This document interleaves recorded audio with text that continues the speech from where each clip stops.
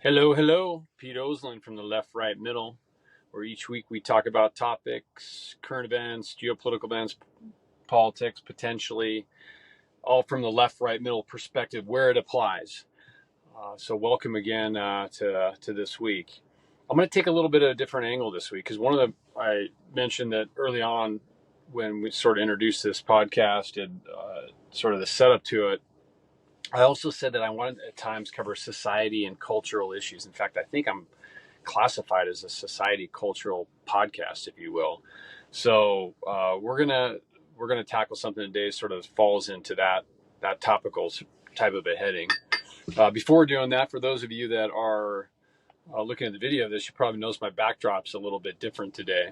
Not my sort of boring home office, if you will. This is not a fake backdrop. You know how you can do those fake backdrops and make you look like you're in, I don't know, in the Alps in Europe or something like that. Incidentally, this is live footage from my van where I am dropping this recording today, and here in Central Oregon. And you can kind of see my paneling of the van. And it's a little bit of an overcast day, but here I am in the high desert, and I don't know. I kind of felt like mixing it up, and from time to time I want to do this. So here we go. And yeah, I'm one of these van guys, and what I've sort of found out about the van crowd is that we have uh, haters and non-haters, if you will, of different types of vans, which I think is a bit silly because I purchased this when I was 50 years old, and I'm now 53 after a lot of years of work and sacrifice. Decided to indulge a little bit, but the reality is it sort of fits in line with the topic we're going to talk about today, which is turning 50s, turning 50 and what that means. And why did I want to talk about this? Because I think there's all these inflection points in our life, and this might apply to turning 40 or 30 or whatever. And we're always trying to navigate our lives and be present, be happy, be productive. I mean, there isn't probably anybody that doesn't have some sort of goal along those lines, right? And so I kind of picked up on this one because I sit down and I have coffee with a lot of people. It helps me get material for the podcast. I mean, as you know, that's I think part of this process is engaging with those around you and sort of figuring out what topics are most germane and that sort of thing. So each week we kind of go down that path, and I try to do my research and dig in and give us independents something to think about and ponder as we make decisions about our life. But this one sort of developed naturally as I've sitting down on these topics with different friends, and incidentally, most are in their 50s, some in their 40s. And I got to say, I got a overall sort of, I don't know if disposition's the right word, or just, sort of toned as sometimes these conversations where I feel like people aren't as settled as they would like to be in their 50s. And so I wanted to do a little bit of digging on this and figure out, okay, well, why is that? And what can we do to address this point of our lives and put ourselves in a better place to be happy, more participating society and things like that nature.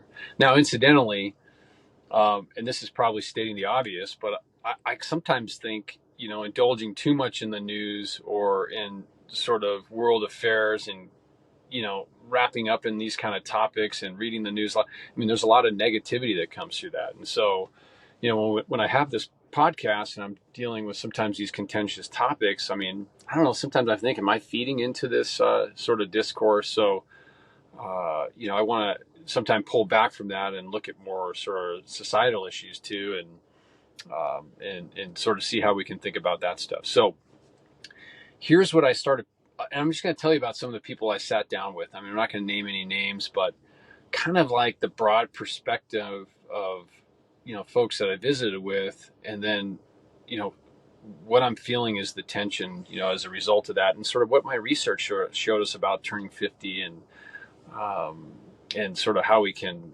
become, find ourselves moving towards a better place in our 50s and our 60s. So overall, so let's just sort of jump in. I met with, for example, a guy that's been running not-for-profits for a long time, and mostly what I'm finding when people are sort of in this period of their lives, they spend a lot of time in one particular career path. In this case, this guy's not for profits forever. And then they find that maybe it wasn't as rewarding as they wanted it to be. And they're trying to make a transition. And it's a daunting thing in your 50s to undertake a transition, right? And so I think that's a contributing factor, what I'm seeing about across these different people that I've interviewed and, had discussions about sort of where they're at with their happiness, if you will, in a generic sort of sense. I also talked to a guy that was transitioning out of the mortgage business. Okay, so 20 years in the mortgage business, and he, lack of a better word, sort of sick of it. So now trying to self-identify with a new potential career. Maybe there's a divorce in there, right? And how does that sort of factor into what your life goals were and with how you saw yourself? I've met with teachers that are done teaching. They're now 20 years in, but more or less they get their summers off. How are they going to transition out of teaching, right? And so we're not terribly well set up as a society and to allow for these transitions without sort of major setbacks or disturbances in your existing life, right? Which could include like, losing healthcare and stuff like that. I've met with doctors, a doctor friend that can't work at the same pace anymore. And, this started developing in his 40s and 50s. Now, he has made a pretty sizable transition where he's able to work 2 weeks out of the month, in this context. And so, like I said, some people find a way out of this and try to regain their balance. I've met with a guy that's a lawyer that, has done that for 25 years. Again, how is he going to be able to transition out of that profession and into something else and maintain the same sort of income? And in his particular case, doing something more drastic, going overseas and investing in a business over there, as he becomes an empty nester. So you might be forced into making these more significant changes in your life. And I guess from where I'm sitting, it seems like that's when I started doing my research on this is one of the necessary steps in order to find happiness. So footnote that or put a pin in it. Let's come back to that, because I think there's something in the data on the research side of this, at least from therapists or psychologists, seem to suggest that might be one of the ways we resolve things, right? I met with an entrepreneur, a couple of these guys, they don't know what to do next. Maybe they've had some good exits and they have good financial outcomes. Some may not have, right? And they expected that by the time in their life.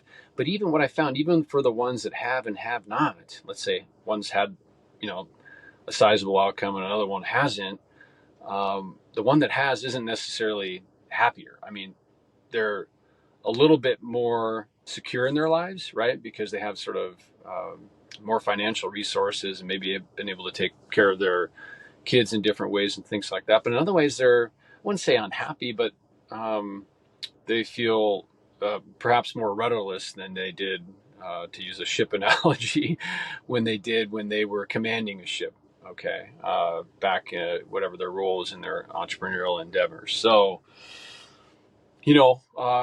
that's that's not even including everybody I've talked to. So that's a relatively large cross section of people that I've had these conversations with. And so when I started to sort of see this theme of, again, I hate to generalize unhappiness, maybe it's unsettled. I started to sort of digging into why, and came across a couple of interesting articles and piecing this together. And one was titled, quote unquote, your 50s will probably be the most unhappy time of your life. Well, that's kind of depressing, right? And, and so I guess the better question is why? Why would this be the case? So I kind of started breaking it down. Okay, what's working, what's working for us in our 50s and what's working against us, right? And so I think one of the drivers, at least from what I'm able to see, sort of cross section of articles on this topic, was people that felt maybe why they feel this way, or why sort of there's a sort of general sense of it. They feel like they should be at the peak. Career is the big thing, right? So the first kind of sort of leg of the stool of maybe why we're not feeling, as settled or as happy, again, to use that word, as we might expect to be, is, one, they have the sense they should be at the peak of their careers by their 50s. Okay, so, and there's some people that are, and either place kind of could be, I might be a little bit disappointed. You might be at the peak of your career, making great money, but not satisfied with your work. So I would say that's one class of people that I met with. Another one could be like they're at the peak of their career or their expertise, but they haven't seen the results that they expected. Usually that has to do with sort of financial outcomes, but sometimes it's just sort of like gratification from the job. I mean, I might put a teacher in that category, right? That's 20 years in, or someone's run their own mortgage business, but is sort of tired of I don't know, the lack of learning or the mundane work. And so sort of, the next question becomes, what are you going to do about it? But before we get there, I kind of wanted to sort of see the why in this case, and then figure out what were some of the recommendations that were prescribed potentially, I don't want to say addressing, but just sort of moving in a place where you can kind of move out of that space in your life. In fact, this is an interesting one. This is from an article that I think it was Huffington Post, or it was actually National Geographic is kind of quoted in. So I'll just sort of read you this because I think it summarizes pretty nicely. Our 50s were supposed to be the age when things got easier. Settled careers, settled marriages, settled finances. But for many of us, it's one big fat disappointment. Just 3% of people in their 50s feel like they're living, quote unquote, their best possible life, according to new data from AARP and National Geographic.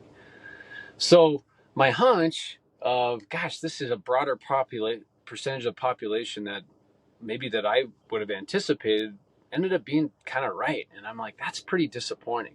And I want to talk about, on a personal level, 3 years ago, again, coming back to this as we sort of prescribe's the wrong word, but we look for ways out of this, where I was at 3 years ago. Now I'm now 53, I guess squarely in my 50s, almost 54. And I'm not pretending that I've totally resolved this issue as well. I mean, I think in any time you have your days, right? Your good days, your bad days, but can I put myself in a position where I have more good days than bad? Right? Isn't that what we're all going for? So, so kind of the way my mind was working, I started to put this stuff into, what's working for you and what's working against you. But before sort of going down and kind of trying to codify this, there's some other interesting points this article had to make. We're summarized in National Geographic. These are just ways describing this transition. And incidentally, you probably have these same kind of transitions in your 20s and 30s. And I have to guess some of the things that, lack of a better word, are prescribed or suggestive as sort of off ramps or ways to sort of reinvent yourself, or they're probably similar in nature. And some of it's going to maybe seem obvious when we sort of break it down. But this one author described the 50s are essentially the 8th grade of adulthood, which I thought was interesting. A weird station between two worlds. We're too old to play with the young kids, yet not old enough to hang with the seniors. Okay, so that was one thing. And it sounded like the comparison isn't that far fetched, right? I mean, when you're in 8th grade, you're kind of trying, you're coming out of middle school and you're trying to figure out how you're going to exist in this much larger world of high school at the bottom of the rung. And I guess at your 50s,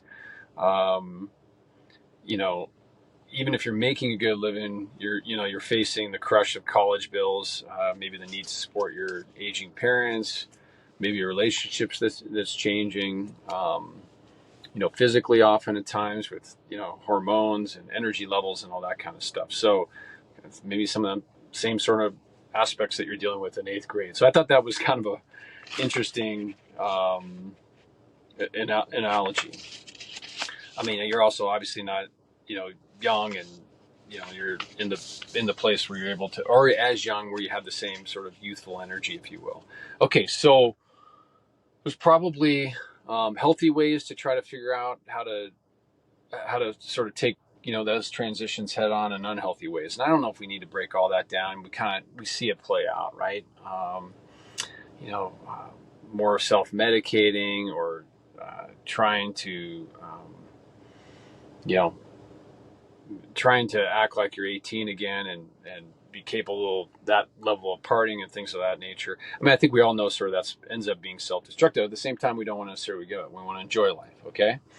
So once I sort of saw that this is actually a little, somewhat of a trend, if you will, I really became more interested in how do we sort of resolve our way out of this. But let's still sort of talk about what's working, I guess, against you, and then maybe what's working for us, in our 50s, regardless maybe of some of the things we expected for ourselves, right? For example, like, certain being financially viable in a certain way at that point in our life. So I think what's working against us, we already talked about, a little bit here, right? Where some people are feeling trapped in their career. That was sort of a big theme from a number of the folks I met with.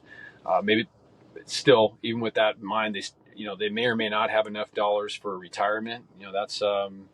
That's difficult. There's hormonal changes. Your hair's thinning. You're turning gray. I mean, I've got all those things going for me. Which I took off my cap here and I'll put it back on. It's still winter. I can get away with this, even though it's pretty warm this week. Aging parents, that sort of reminds you of your own mortality. Hard to see. I think this more sort of maybe, kind of subliminally, but, our pop culture reminds us, that we're aging, and that maybe makes us feel a little bit more miserable about our, our ability to perform or whatever. And sometimes that's just like physical looks or, intimacy or whatever it may be. So, but, I do feel that, we need to move, as a group, whatever time you're confronting these changes, and try to figure out how we can address this stuff. So I've sort of cycled through this myself, right, over the last 3 years. And I think in some ways I was able to sort of, transition out into, a new sort of professional direction and things of that nature. So I'll come back to that in a minute. But another sort of daunting fact I really didn't like when I came across this research, and this is the one that sort of concerns me and why I'm decided to invest some time in this today, is if we look at the rate of suicide for middle-aged men, it's increasing quite a bit. And so I don't know, for middle-aged men, we're feeling like and this, I'm sure it's true of women as well. I just saw, again, one study on the men's side of things, but, is it, we're feeling less in control, or, like I said, not having, financial stability or marriage stability, whatever, relationship stability. There could be a number of factors. And I think these are all the things working against us. And it kind of ends up being kind of a long list, and and one in which hard to sort of see any potential resolution to. I think what's working for us, so let's talk about that, because I think there are a lot of things working for us that maybe we undervalue. One is, we have a lot of knowledge and wisdom of whatever area of expertise that we're in, right? We've sort of acquired it. We're more comfortable. We should be in a better position to manage, execute, professionally, and doing those sort of things. Generally speaking, we're more patient. This sort of may translate better in our relationships, either with our kids and or with our spouses. So we have that going for us. And that patience can lead us to have a different perspective on just events in our lives, like this too shall pass type of a phenomenon. Whereas I feel like you're in your 20s or 30s and something's not going your way, and maybe you have a divorce or a financial setback, it can seem like the end of the world, when the reality is you have a lot of time still left in front of you. Maybe in your 20s, 30s, the bigger struggle is figuring out, what is it that I truly want to be when I grow up? And you may have one sort of expectation for yourself, and you actually end up doing something totally different. So we have some tools in which to work with. Okay, so before I get into, I guess, sort of, relaying my own story a little bit, I wanted to sort of see, well, what did the experts tell us on this? Just like, kind of saw the data on the percentage of people that potentially aren't happy. As you go into these articles, you sort of get general themes that come across. And so I said, okay, well, what are they telling us to do? And how much of that have I actually applied to my own life? And how much are any of us willing to apply this to their own lives, and perhaps find a way to sort of transition out of, a statistic in the 50s, and that, instead of being in the 3% that are in that category, you could be in the 97%. Again, one data point of, potentially being happy. So, I wanted to dive into that. And so what were the experts suggesting to do? Okay, so I'm going to do this in a bit broad strokes and then maybe use some examples and to see if we can relate to any of these. So one of the things that I kind of came across that I think was commonly referred to as a potential way to resolve this is, to find a new passion or to develop a passion in your existing field that you may otherwise be overlooking.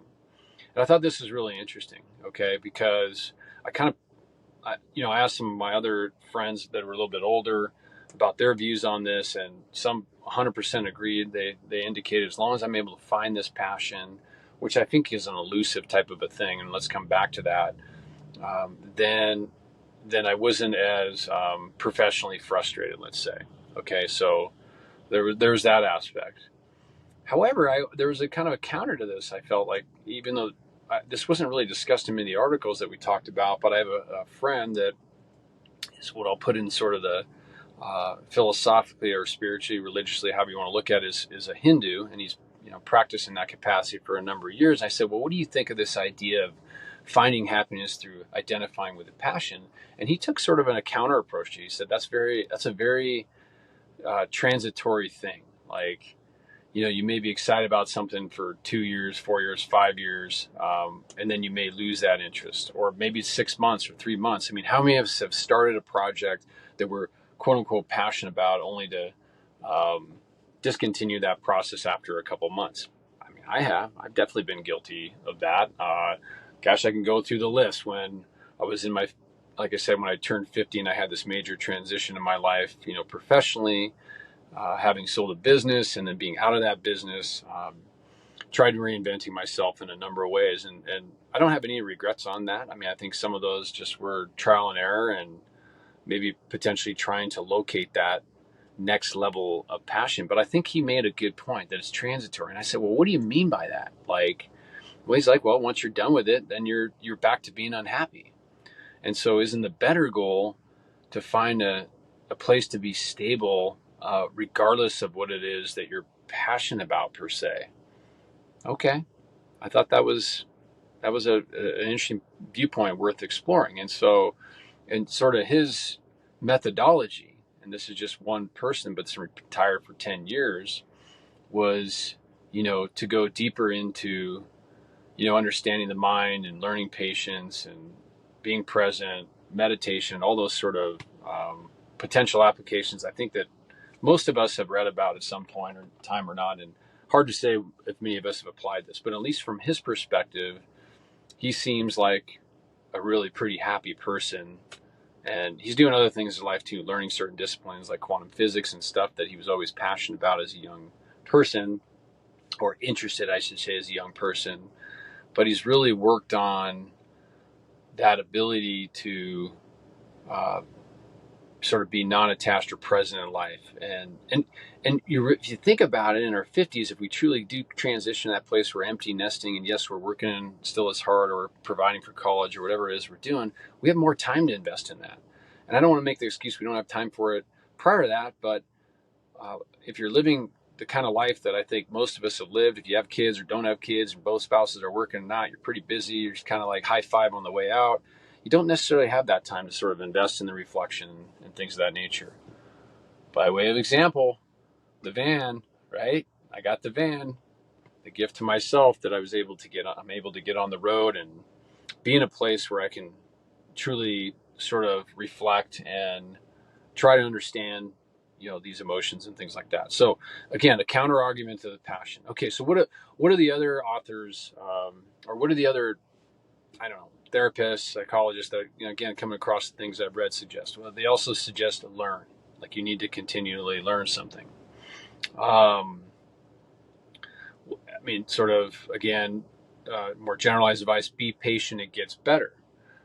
These same studies that show your 50s and maybe your late 40s is the most difficult time, also so in your 60s and 70s, people are moving back up the happiness curve, which is pretty cool, right? And so it's something to look forward to get excited about. Another thing it says, be present and find meaning in your work.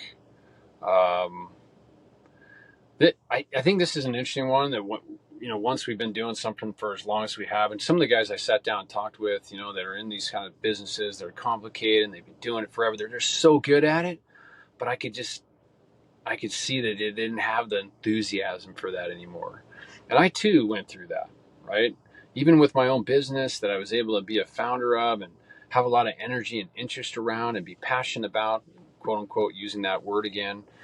I kind of felt I got 7 years in and I was sort of going through the motions, and it's growing, and I should be happy. I'm making money. I mean, shouldn't I just be incredibly satisfied from this? But the reality, I wasn't. And so, however, I got some good advice at that time, and it was basically along these lines of of this suggestion that was made in this article, which I thought was great. Be present and find meaning in the work that you're doing. And so, what did we do? Like, I started looking at my business. I said, well, my mission in that business has changed, and just because I'm the owner of the business doesn't mean I'm the only one that has the privilege to do that. Why can't anybody at any level do that within the job they have? Okay, so let me give you an example. In this particular case, as I reinvented the mission for the company, the mission statement that we ended up settling on was, let's help our customers and our employees realize their potential. That's my mission now. And if I was spending a lot of my time doing those things, helping our customers realize their potential, helping my employees realize their potential, then I felt like we were fulfilling our mission as a company.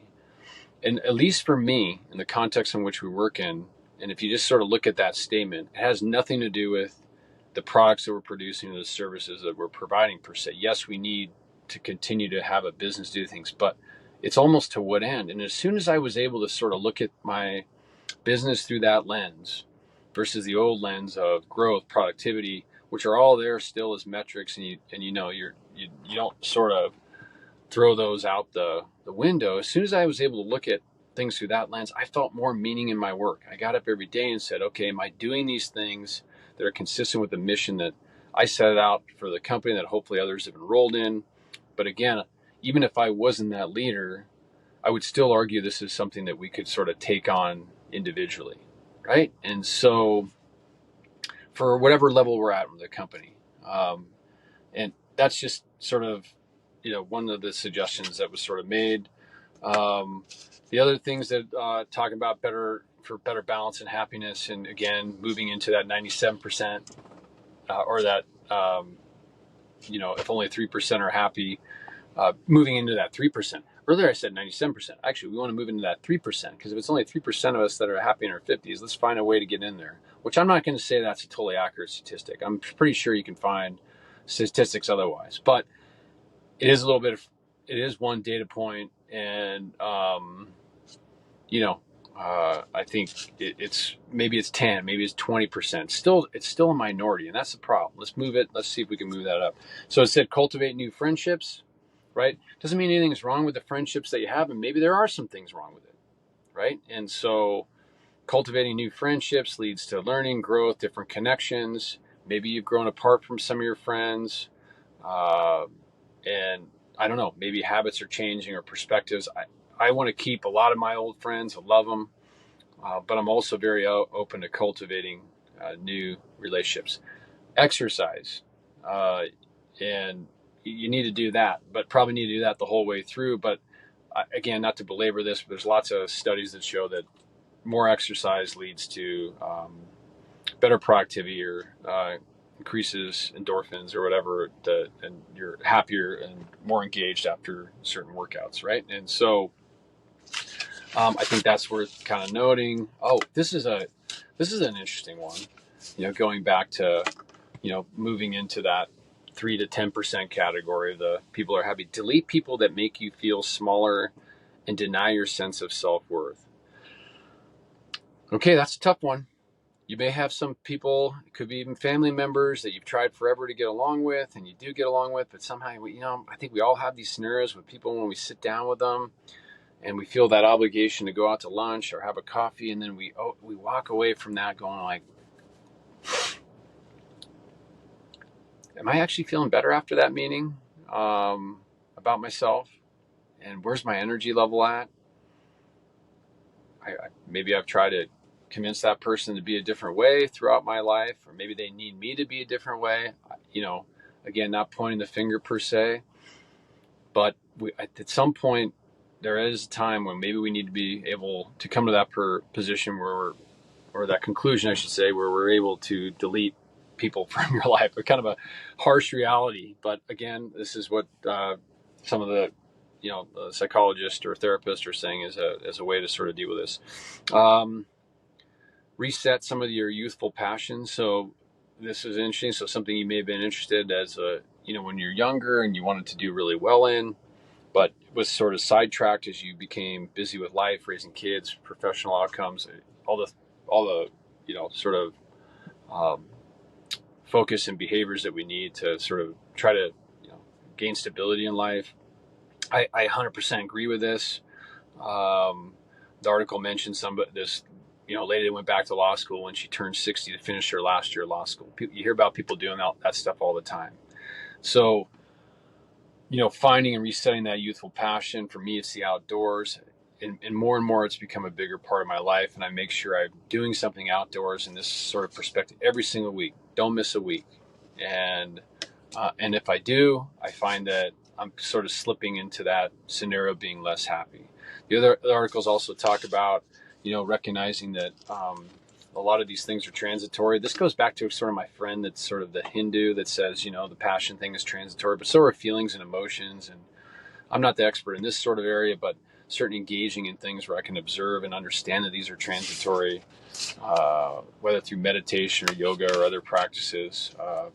It's probably highly encouraged and help you receive, achieve that result. Okay, so what was one?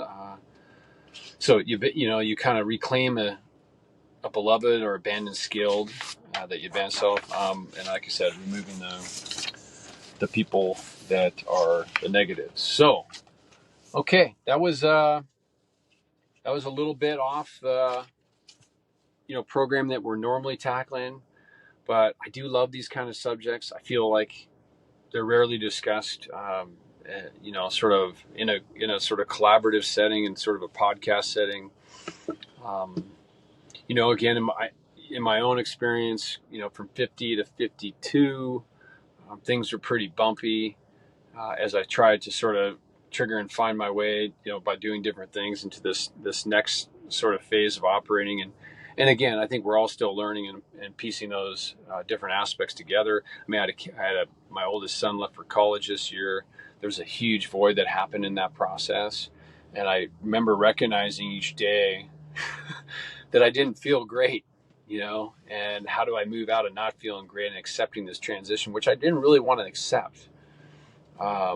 Because I'm not sure I even sort of subscribe to this as the way that we should be raising and supporting our kids, but it is part of our culture, and I do live in the United States, and that at least is one direction to go. It felt like a lot of things were happening that shouldn't have been. It felt like abandonment of me abandoning him, although he didn't feel that way. He was able to go into his college and do well, but you created this incredible void from a family dynamic, and you sort of you look at that as it relates to other places in the world and countries. That's not how they live. I mean, kids live with their parents and families live together all the way sometimes through their 20s and then their 30s before making that transition. And so that was difficult, but going back to what we were talking about before, finding different passions, learning different things. This is what helped me sort of transition. I was able to still be involved and am involved in his life and have a